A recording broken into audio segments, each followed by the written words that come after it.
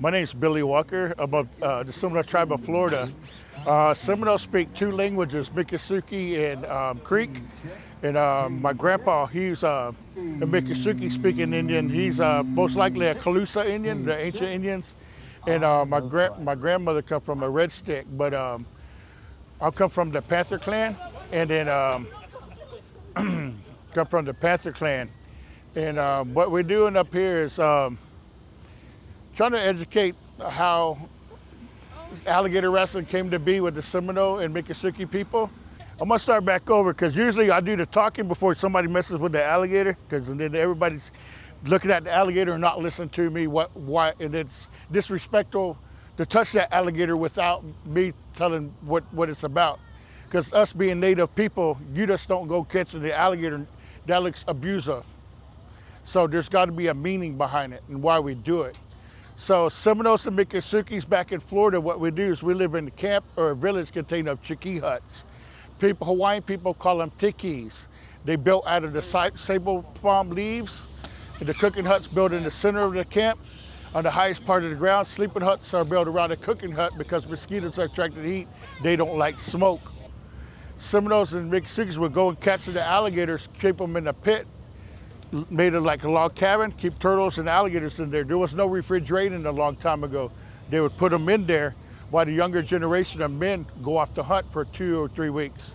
Whatever they killed, they smoked the meat, brought it back into the camp, hung it in the rafter of the hut where it was smoking. Yeah, the reason we cover the eyes is because alligators, they're not like people. They're not real sociable. So they do not like being around people. So this kind of keeps them calm because they're very reactive and very reflexive. And the less they see, the less they'll react. As they was catching the alligators, they would usually ride a dugout canoe. You go up, find a big cypress tree, look at the grain of the wood or the bark of the wood. If it went sideways, you didn't want to take that tree. If it went straight up and down, you wanted to take that tree because the grain of wood was straight. You go around that tree using flint and stone to knock down that tree, and then about 3 months, a big wind would knock it over. Then they'll take flint, stone, and fire to dig it out. Take 12 to 17 months to dig out. If you dig it out too fast, your wood would split. So you'd be riding down the river with water coming in your canoe. Wouldn't be good. We would go start catching them. I catch them in the water, deep water. I catch them in the water, or I catch that alligator, put them in that pit. The younger generation would go off to hunt for 2 or 3 weeks. Whatever they killed, they smoked the meat. But while they was gone, that elder would kill that gator for what they needed to eat it, or get the gator hides and the deer hides, take it to the coastal areas. Over there, we have Fort Myers, Fort Lauderdale, Fort Pierce. Anywhere there's a fort in front of that city or that town, that was a U.S. Army fort where there was a trading post a long time ago. Seminoles would ride their dugout canoes to the coastal areas to trade the gator hides, deer hides, for rickrack, beads, guns, gunpowder, and other materials. And that's how a lot of the Indians got their gunpowder and muskets a long time ago.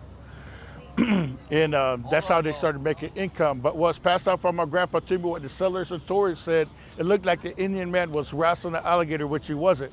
He was getting ready to catch him for food. What changed our world and that changed our lives that the Creator had gave us is when they threw money at us. Instead of us going off to hunt for 4 or 5 days, we went to the store and provided for our family the same day. Is a way of income. I believe that we hold on to our roots. We all like trees. You hold on to where we come from and to what we have now. Without your roots, you blow away, you're nobody.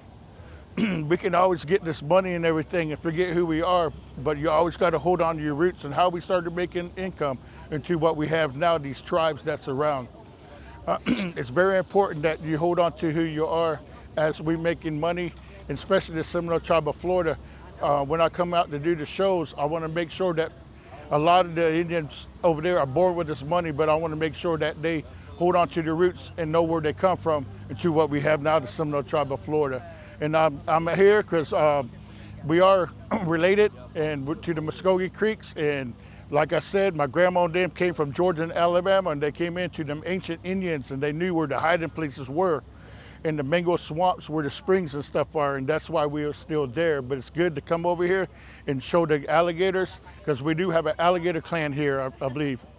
And then I met them last night, and we asked permission to the alligator clan or the snake clan for permission to mess with the alligators. A long time ago, you would kill an alligator, If you kill an alligator, they eat it, this tail will still move like a lizard. So we asked the alligator clan for permission to eat that alligator. They would chant to it toward the meat quit moving. Then you was able to eat it, and you'll gift the alligator clan. No more gator clan no more. They all appear. So we asked the snake clan for permission to mess with the alligator. But we asked the snake clan, we learned how to adapt the new world to make money. It's about adapting in and using their clans and giving gifts to and making it happen.